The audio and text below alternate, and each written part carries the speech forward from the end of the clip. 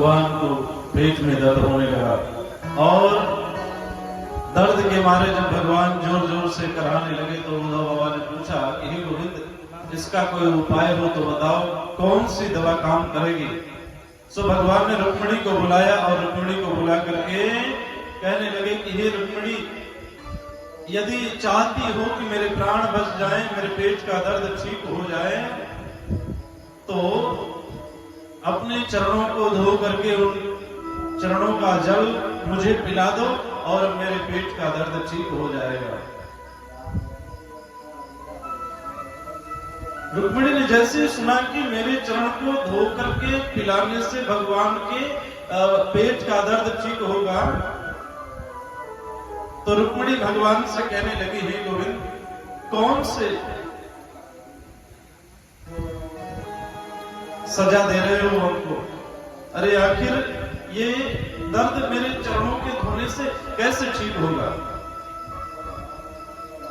यदि मैं अपने चरणों को धो करके पिलाती हूं तो मुझे नरक में स्थान मिलेगा और मैं ऐसा नहीं कर सकती।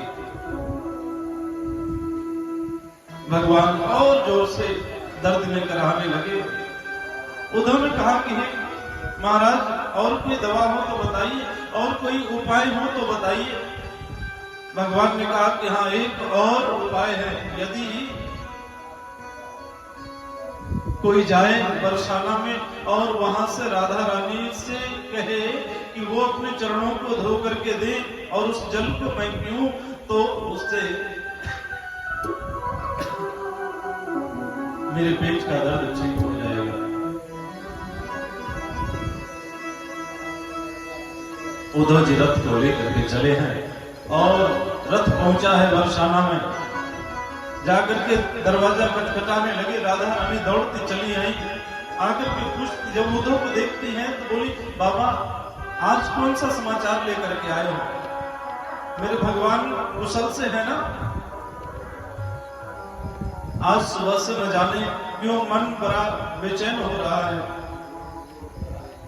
उद्धव ने कहा कि हे राधा, भगवान के पेट में दर्द हो रहा है और उन्होंने कहा है कि यदि तुम अपने चरणों को धो करके दे दो और उस जल को वो ग्रहण करें तो उससे उनके पेट का दर्द ठीक हो जाएगा।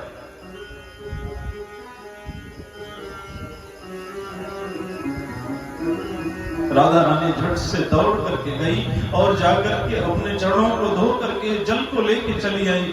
आकर के उद्धव के हाथों में पकड़ाते हुए बोली कि बाबा, इस जल को लेकर के जल्दी से जाइए और उनके पेट का दर्द ठीक हो जाएगा। उद्धव ने कहा कि राधा, एक बार फिर से सोच लो, यदि तुम ऐसा करोगी तो तुम्हें नरक में स्थान होगा। राधा ने कहा कि हे बाबा,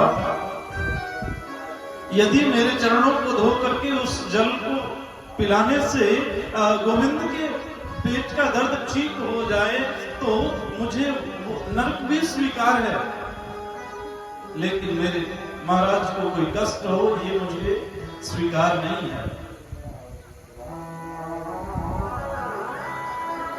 उद्धव उस जल को लेकर के चले हैं। उसके बाद भी राधा से रहा नहीं गया तो राधा रथ के पीछे पीछे दौड़ती हुई द्वारिका तक चली जाती है और भगवान के सम्मुख जाकर के खड़ी हो गई। भगवान ने जब राधा को देखा तो मुस्कुराने लगे, उनके पेट का दर्द ठीक हो गया। उद्धव ने कहा कि प्रभु, इस जल को ग्रहण करो। भगवान ने कहा कि अब इस जल की आवश्यकता ही नहीं है, मेरा दर्द तो अपने आप ठीक हो गया।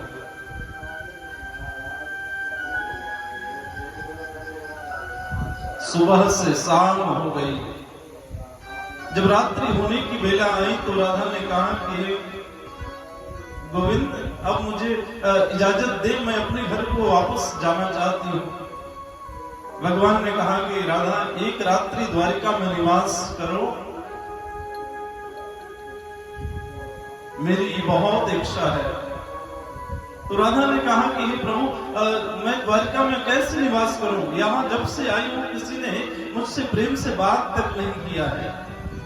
मैं ऐसे स्थान पर रह नहीं सकती हूं। भगवान ने तुरंत विश्वकर्मा को बुलाया और बुला करके राधा के रहने के लिए द्वितीय द्वारिका का निर्माण करने का आदेश दिया है और राधा से कहा कि जाओ उस द्वारिकापुरी में निवास करो। समुद्र में द्वारिका बसाई गई और राधा उस समुद्र की द्वारिका में निवास करती हैं।